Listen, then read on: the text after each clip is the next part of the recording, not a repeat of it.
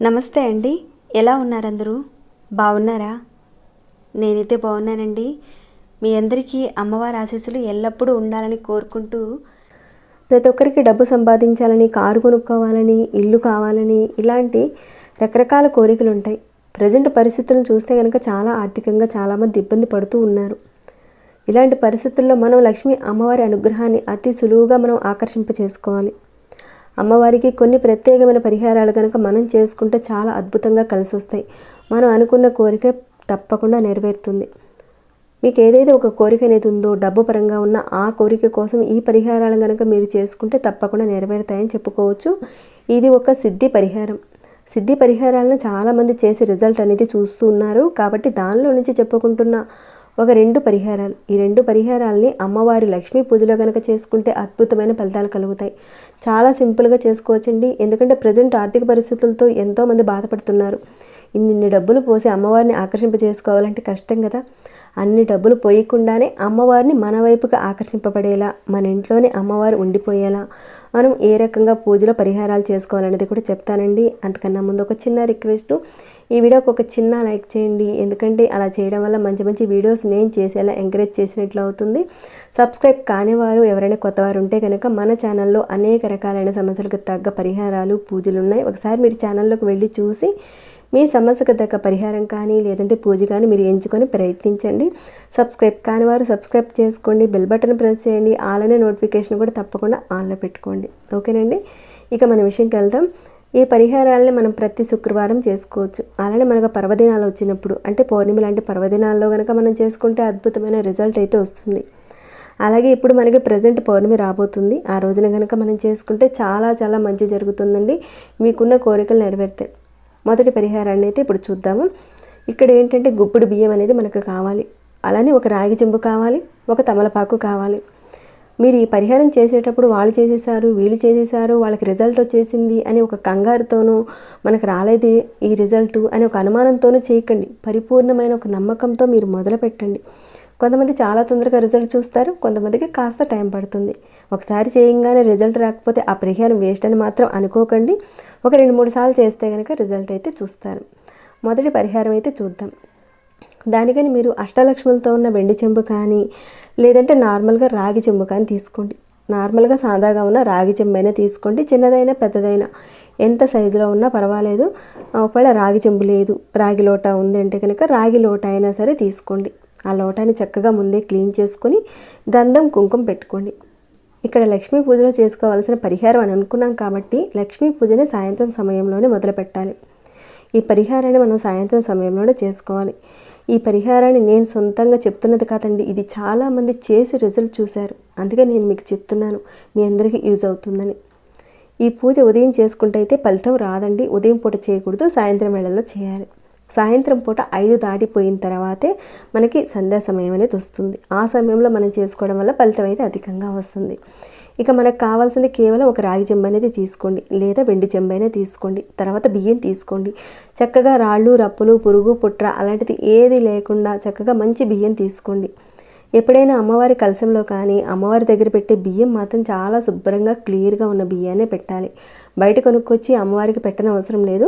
మన ఇంట్లో ఉన్న బియ్యమే తీసుకోండి. మీరు రాగి లోటా కానీ లేదంటే రాగి చెంబు తీసుకున్నారు కదా, దాని నిండుగా బియ్యం పోయండి. చక్కగా అక్కడే కూర్చొని చేయండి. అమ్మవారి మీద మనసు లగ్నం చేసి, నేను అనుకున్న కోరిక తప్పకుండా నెరవేరాలి, నాకు డబ్బుకు సంబంధించిన సమస్య, నేను ఇల్లు నేను బంగారం కొనుక్కోవాలి, బంగారం మాటి మాటికి కొనుక్కునే స్తోమత నాకు కలగజేసేలా చెయ్యి తల్లి అని మీరు ఏదైతే మనసులో అనుకుంటారో దాన్ని తప్పకుండా అమ్మవారి ముందు చెప్పుకోండి. ఈ విధంగా నిండుగా పోసిన తర్వాత ఆ బియ్యం మీద 2 తమలపాకులు పెట్టండి.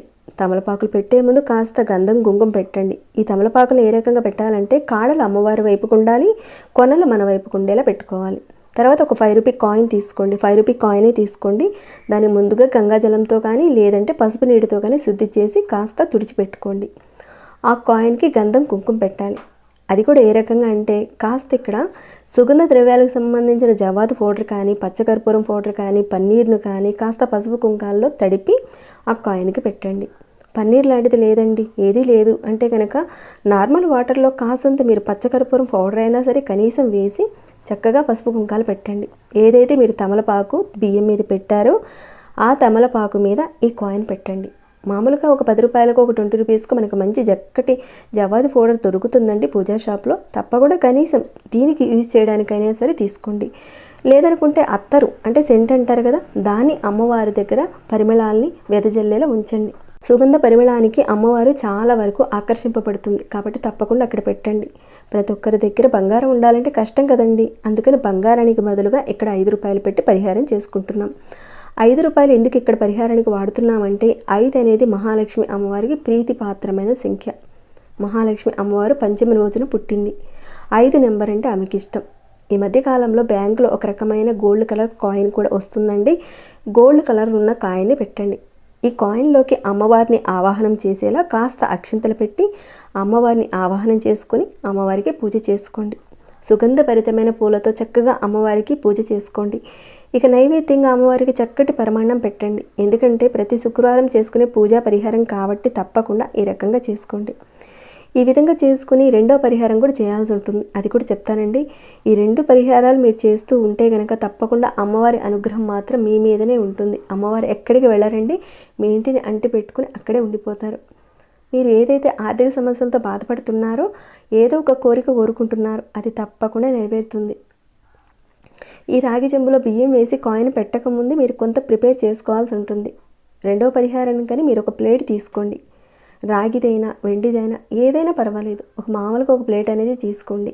ఆ ప్లేట్లో మీరు చక్కగా గులాబీ రేకులు పెట్టండి. గులాబీలు కాదండి, గులాబీ రేకులు మాత్రమే పూర్తిగా ప్లేట్లో పెట్టాలి.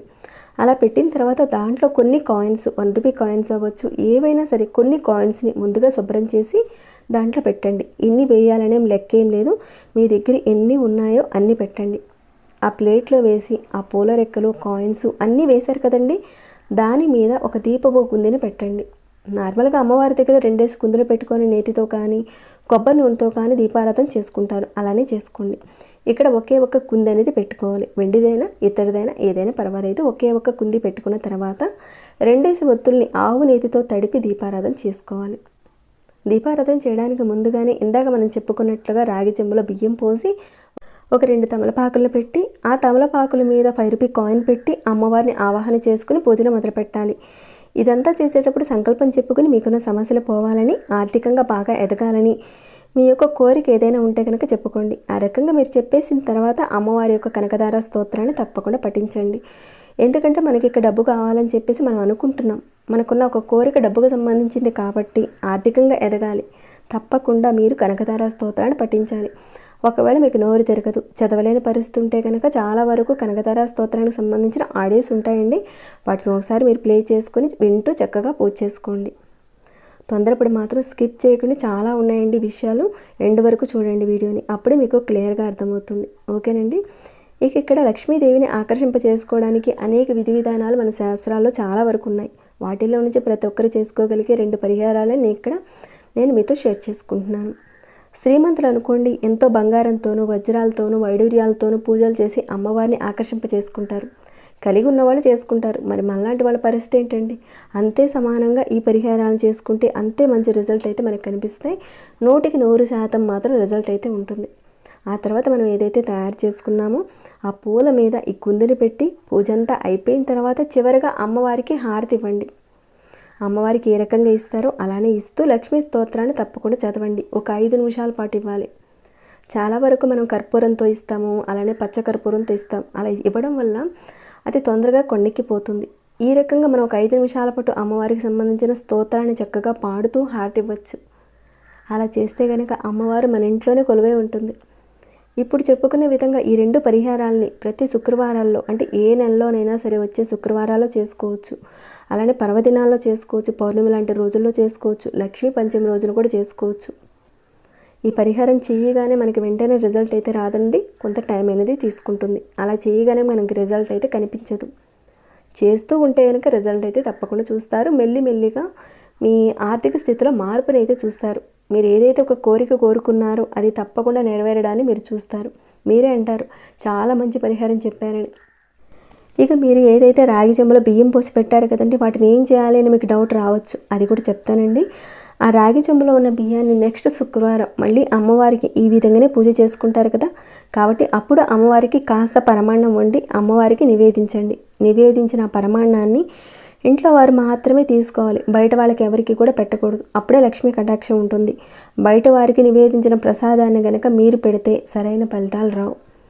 ఎప్పుడైతే మీరు శుక్రవారం అమ్మవారి దగ్గర పూజ చేసి హారతి ఇస్తారు కదండి, దాన్నంతా కూడా శుక్రవారం రోజున నైట్ అంతా కూడా అక్కడే ఉంచేయండి. నెక్స్ట్ డే శనివారం వస్తుంది కదండి, కాబట్టి వాటిని తీసి హారతి పళ్ళెంలో ఏదైతే మీరు కాయిన్స్ పెట్టారో ఆ కాయిన్స్ని కానీ అలానే తమలపాకు మీద పెట్టిన ఆ కాయిన్ని జాగ్రత్తగా మీ కబోర్డ్లో దాచిపెట్టుకోండి. ఎప్పుడైనా అమ్మవారి దగ్గర యూజ్ చేసిన ఆ కాయిన్స్ని మాత్రం వేరే ఇతర అవసరాలకు మాత్రం యూజ్ చేయకూడదు.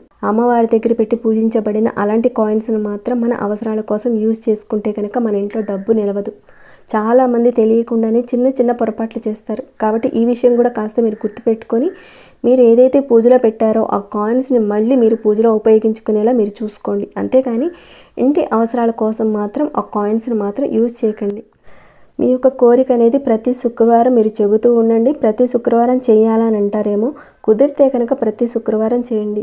కనీసం ఇలాంటి పర్వదినాల్లో లక్ష్మీ పంచమి రోజుల్లో కానీ లేదంటే పౌర్ణమి రోజుల్లో కానీ కనీసం ఈ రకంగా చేసుకోండి.